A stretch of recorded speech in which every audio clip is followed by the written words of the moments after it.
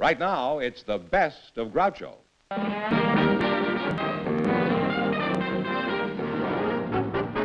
Presented by DeSoto and the DeSoto Plymouth Dealers of America.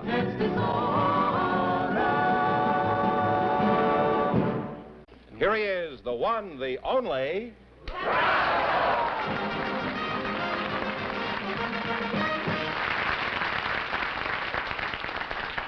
Well, here I am again with a chance for each of our couples to win up to $10,000. And if any of them say the secret word, they'll win an extra $100. This is the word right here. All right, George, who's first for DeSoto? Charlene Crotty and James McGeorge are standing by Groucho, and incidentally, they're both young single people. So vote you in, please, and meet Groucho Marx. Welcome to You Bet Your Life. Say the secret word and divide an extra $100. It's a common word, something you always have with you. Charlene Crotty and James McGeorge, eh? Exactly. You're a nice-looking young couple. Where are you from, Charlene? Okmulgee, Oklahoma. Okmulgee? Mm-hmm. Where is that? All I know is it's about 30 miles from Muskogee. Well, how far is Muskogee from Okmulgee? No. Well, if it's 30 miles... Oh, pardon me, yes. It must 30 be, miles each way. That makes a total of 60 miles, huh? Have you ever been to Muskogee? Yes, a few times. And you went back again? Yes. You knew it was 60 miles. Huh? Mm-hmm. Where are you from? James McGeorge, where are you from, James? Seattle, Washington, Groucho. Seattle? I thought you were from Scotland. You're not married, huh? No, I'm not. Why not? You're bright, nice-looking, prosperous-looking, and do you want to get married? Well, I think the individual security and destinations of a person should be taken care of before they take on the added responsibility of marriage. Do you know that it's 30 miles from Okmulgee to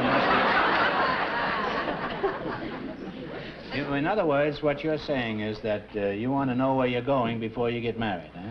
That's right. Well, my advice to you is to marry a ticket seller at the Union Station. Have you ever found a girl that you'd like to marry? Well, 4 years ago, I was going with a girl, Groucho, that I thought a great deal of. She had many of the qualities that I enjoy, appreciate. She was intelligent, was quick, was very pretty, charming. What do you mean she was quick? Did you chase her? No, she had... How quick was she? Well, she... Are you quick, Charlie? You slow? Don't you think she's cute? I certainly do, Groucho. Yeah. I think she has very pretty eyes. Yeah. Well, she got more than that. Well, why didn't you marry this girl that you went with 4 years ago? Well, the individual destination, I think, should be taken care of before taking on responsibility. You should marry a map maker. You think, in other words, the whole thing is none of my business. Is that what you're... Charlene, how do you feel about cautious Charlie here? I thought he was nice a little while ago. I think he's very nice now. If that's the way you feel about it, before you leave on your honeymoon, have you made a reservation anyplace? Have you ever been engaged, Charlene? Several times. Why, you rascal, you. What happened? Well, when they found out... Don't stroke the microphone. When they found out my plans for the future, they broke the engagement. You mean you tipped your mitt too early, huh? I think so. Well, what was so ghastly about your plans?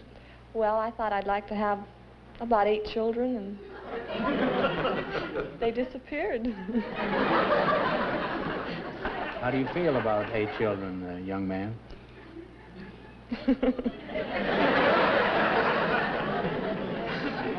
Well, I think, Groucho, that 3 is about right.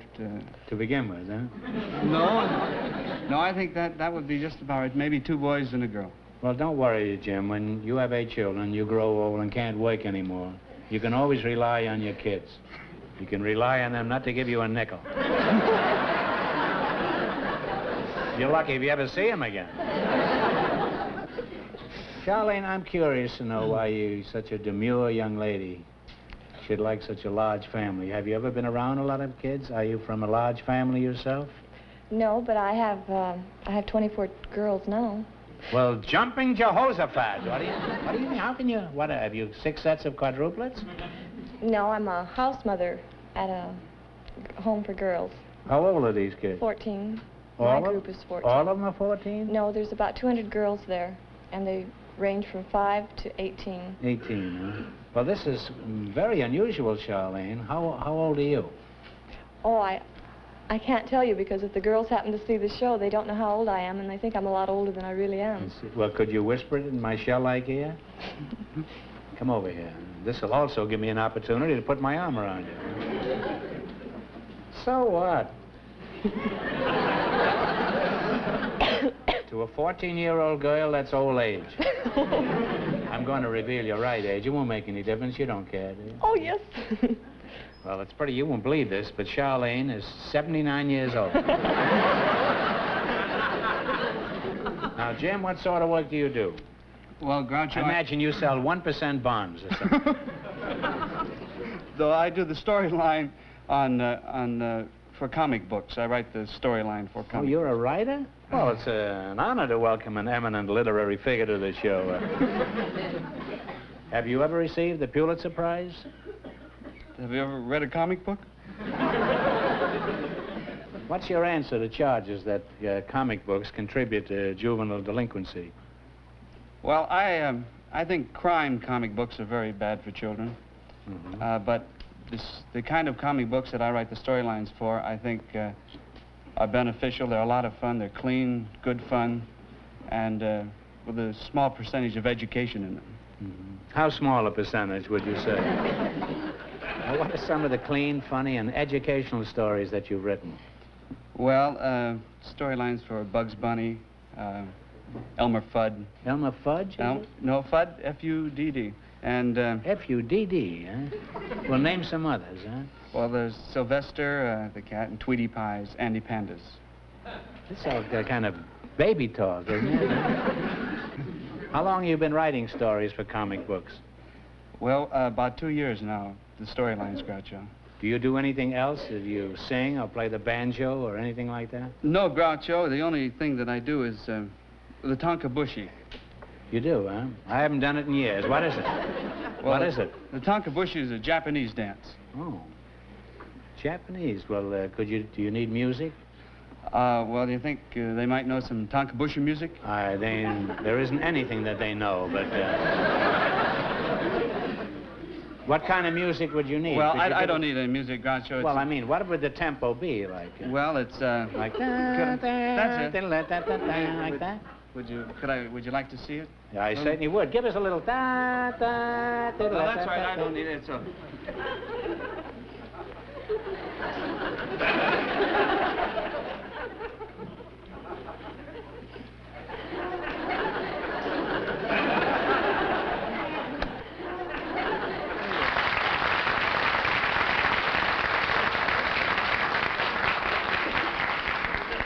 It's pretty good, but Charlene, would you mind doing it with them this time? Huh? I don't know. Well, I don't care. Let's just see it. See how you'd match up together. Huh? Do it together. Huh? The closest thing I can do to it is a camel walk. Camel walk? Mhm. Well, let's have that. Huh? We'll take anything. I have to take my shoes off. Give him a little tonka-mooka-mooksy there.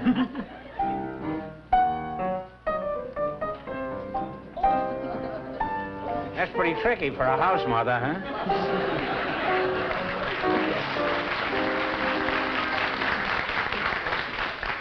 Well, you're a nice young couple, and if anything comes of this meeting tonight, please keep it to yourself. No, I won't be responsible for anything, but I think you match up very nice together, and I wouldn't be surprised if you wind up as Mrs. Tweety Pie.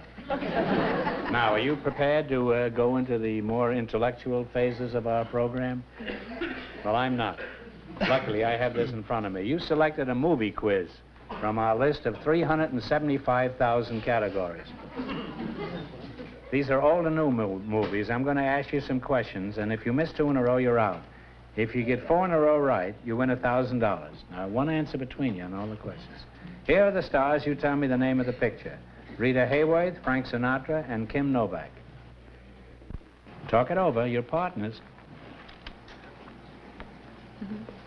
Good. Pal Joey? Well, Joey is right. You're on your way with 1 right. Gary Cooper and Audrey Hepburn played in a picture about a millionaire playboy in Paris. What was the title? Yes. Love in the Afternoon? Love in the Balcony. No, Love in the Afternoon, that's right. I have two right. June Allison and David Niven play in a remake of My Man Godfrey. What two big stars played in the original screen version?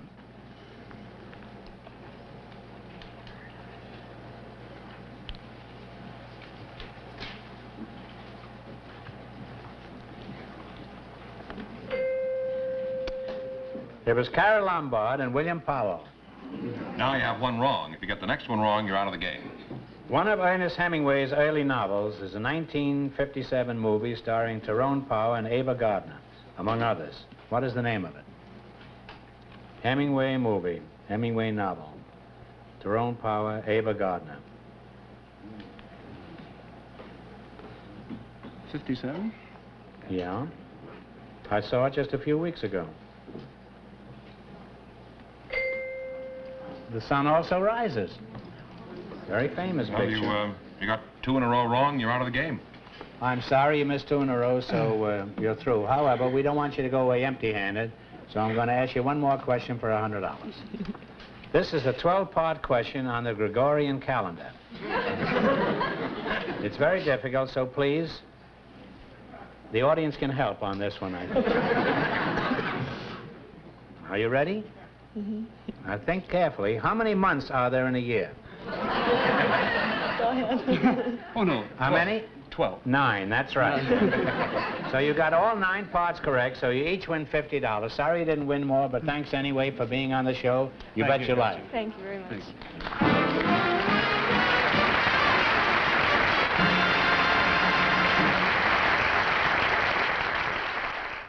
Here's a fashion note from poor Groucho's Almanac. If clothes make the man, style makes the difference.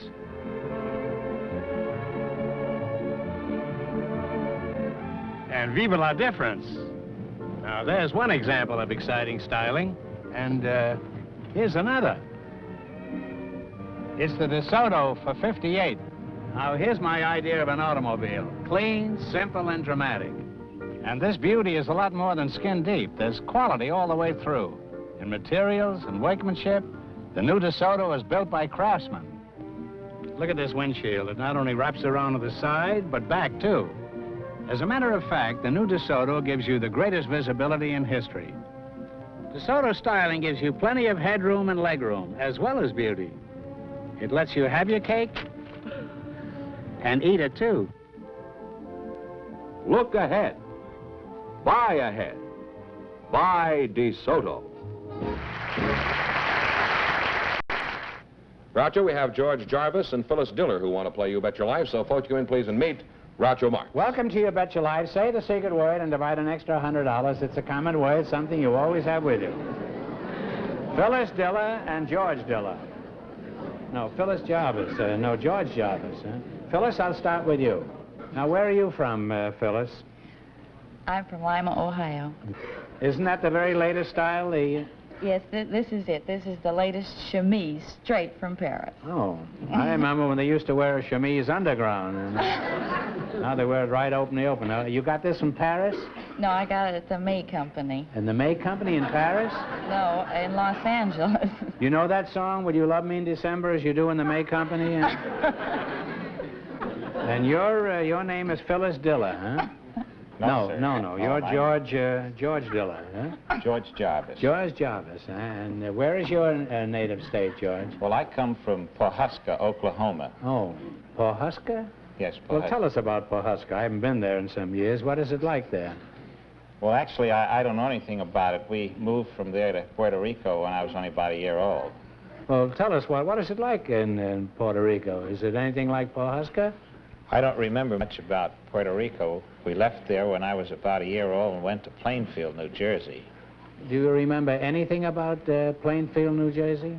Well, very little. We moved from there when I was about 5.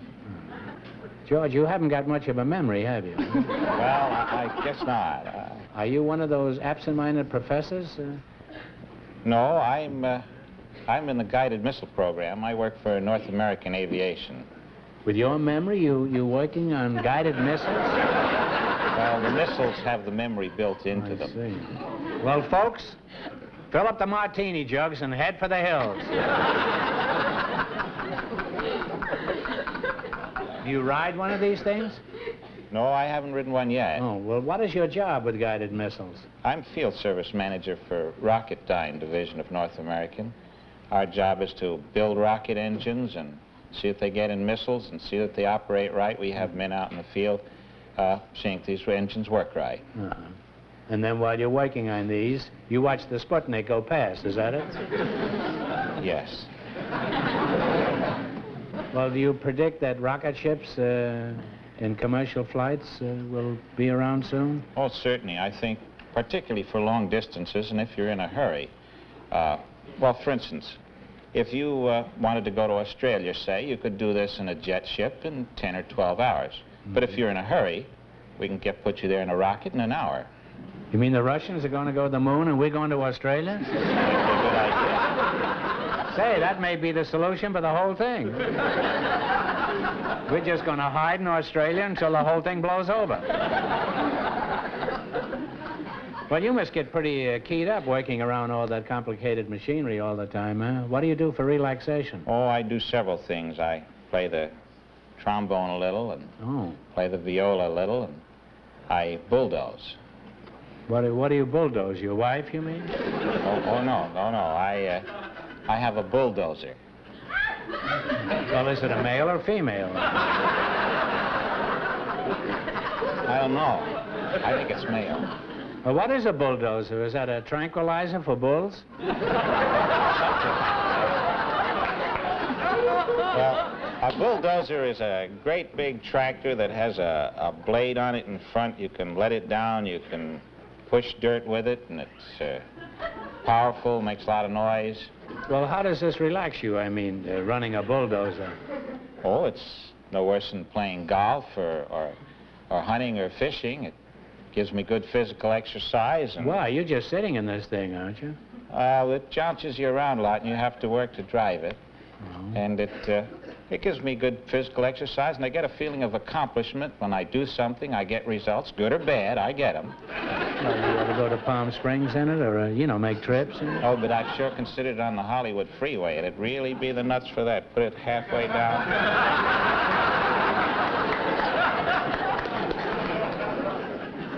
Well, what kind of things do you shove around with this toy? Well, I've got a mountaintop in Topanga, which I'm flattening. Are you angry at this mountaintop? Yes, sometimes. You flatten mountains because this gives you a feeling of power, is that right? It? That's George, right. You're in trouble. I guess so. You may think you have a hobby, but it's more serious than that. You have a neurotic compulsion. And I think you should see my psychiatrist. He'll be back next week. He's up in Arizona. He's filling up the Grand Canyon with dirt.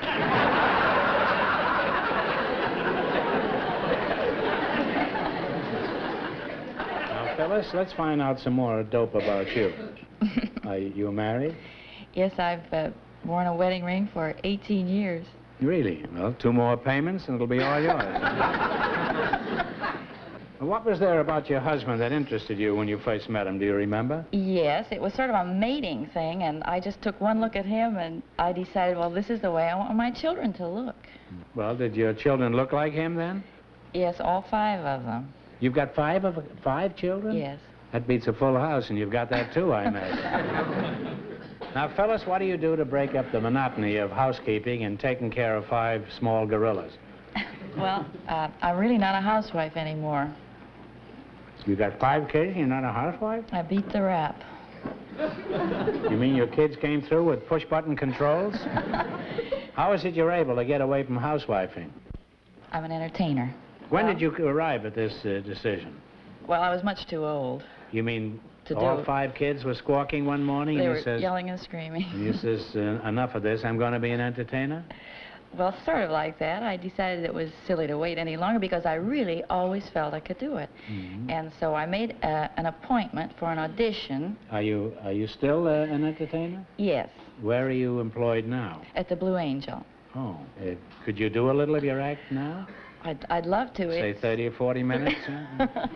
It's kind of difficult. I mean, I can't... I know it is, but the audience, they're in a receptive mood right now. Well, I know they like my dress.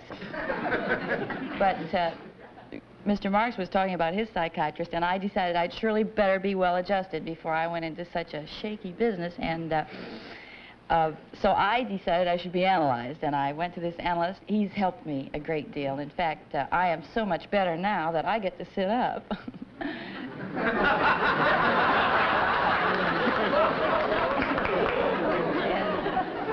Well, he's cured me of a lot of things that were making me pretty insecure, like, well, I used to be freckled, and he cured me of that. This is rust. Are the 5 kids in the audience when this goes on? If they were, I'd be doing better, you know. Well, the thing is, I did hope to make money, and I still have to take the thrift flight, things like that, and I hate the thrift flight. I mean, like, well, none of the costly extras, like landing gear. And the minute you're in one of these wicker seats, I'm nervous, you know, and by then it's too late. You got the marks, and but the stewardess is 86 usually because, well, she said she was one of the Wright sisters. She built the plane, and I said to her, I said, honey, sweetie, I had been shopping at the May Company, and it rubs off. I said,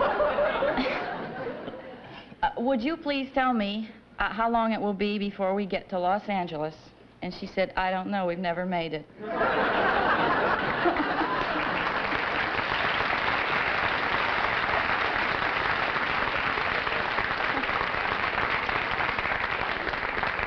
That was very good, Phyllis, and I'm sure you're going to be a big success in show business, and I think you made a very wise decision.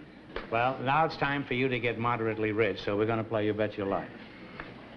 Now, you select a dictionary quiz. I'll give you the words, you give me the meanings. If you miss 2 in a row, you're out. If you get 4 in a row right, you win $1,000.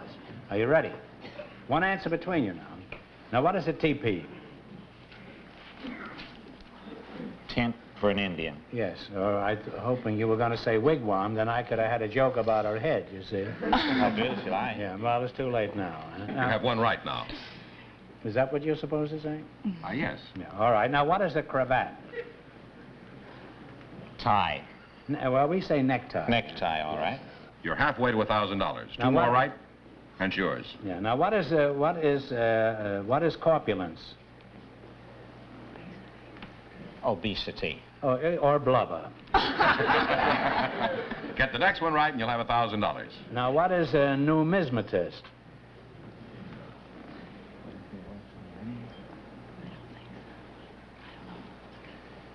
Numerologist? No, the other one. Give him the other one. No, that's a coin collector. You were right. Did you say that and you did. talked him out of it? No, I didn't. Well, you now have one wrong. If you get the next one wrong, the game is over for you. What is a carafe? C-A-R-A-F-E. A pitcher. Yeah, I thought it was an animal with a long neck. It's a pitcher with a long neck. It's a pitcher. Well, it's a water bottle. And I you're guess. back on the right track with one right now. Yes. Now, what is a clavicle? A bone? Well, which one? There are a number of those. Well, it's somewhere in the France? shoulder. Huh? It's somewhere in the shoulder, isn't it? Well, that's close enough. It's the collarbone. You have 2 right now. You have to have that because there's no place to put the button. They haven't worn in years. Now, what is another word for apothecary? Druggist. Druggist on the market, yes. One more right, and you'll have $1,000. What is claustrophobia? Fear of small places or I close thought it was places. I thought it was being afraid of Santa Claus. No, that's right. Fear of enclosed places. Well, you won $1,000. Now you can keep it and quit, or else you can come back later and try to double your money. You may even get a chance at $10,000. So go over there and sit down and think about it. And thanks for being on the show. Thank you.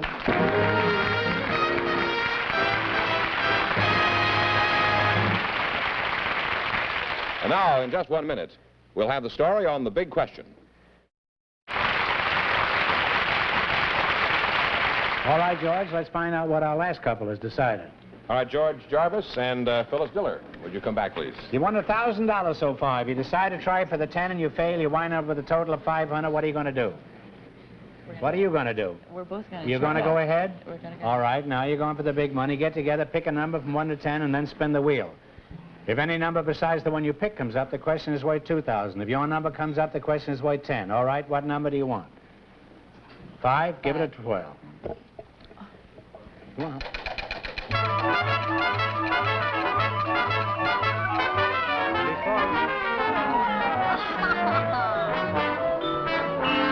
All right, your number was 5 and it came up 7, so this question is worth $2,000. You ready? The first Negro nation in the British Commonwealth was established in 1957, formerly called the Gold Coast, when it was a British colony. This new country has received widespread news coverage. For $2,000, what is the new name of this new nation? Talk it over.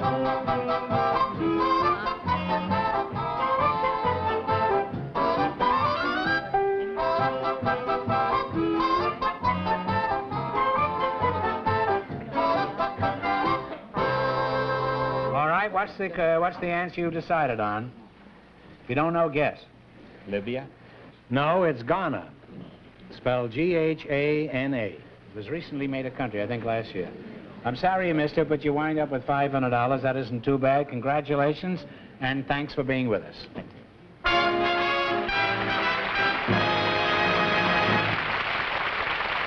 Be a wise bird. Be an early bird. Buy a new DeSoto now, and feather your nest with savings during your DeSoto dealer's early bird sale. Friends, go in and see a DeSoto Plymouth dealer tomorrow. And when you do, tell them Groucho sent you.